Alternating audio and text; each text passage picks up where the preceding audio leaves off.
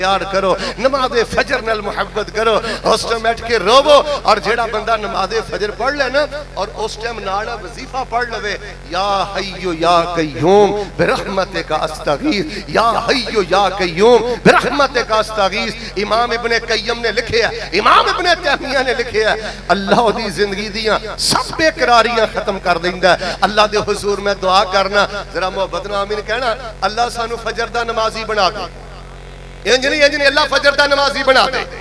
एक मैं दुआ करना मोहब्बत नाल मिल कहना, या अल्लाह जिदन रूह कबज होवे ना, जिंदगी दी आखिरी नमाज़े फजर भी बाजमात पढ़न दी तौफीक अता फरमा दे।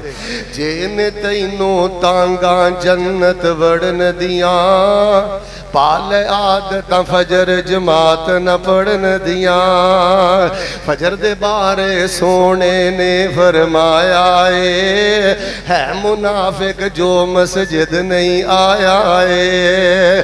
कर ले फिक्रा डुबी दुनिया च तरन दियां, जेने तैनू तांगा जन्नत वड़न दियां, पाल आदत फजर जमात न पढ़न दियां। नींद प्यारी ना कर तू बिस्तर छोड़ मियाँ, मोमना दी शफ विच दिल नू जोड़ मियाँ। जेने ख्वाहिशां दीन इस्लाम ते मरन दियां, पाल आदतां फजर जमात न पढ़न दियां। फजर छड़ के जो रोटी रिज़क कमाउंदे ने, फजर जनिदा इस्लाम, फजर छड़ के जो रोटी रिज़क कमाउंदे ने, कदी भी नहीं ओ खैरो बरकत पाउंदे ने।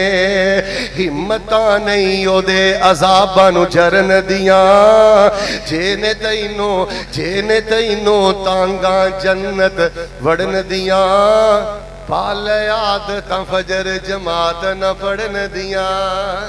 इंशाअल्लाह पढ़ोगे ना, इंशाअल्लाह पहले भी पढ़ दियो, इंशाअल्लाह हुण वादा कर दियो ना, इंशाअल्लाह हाथ खड़ा करो, एक दुआ करा।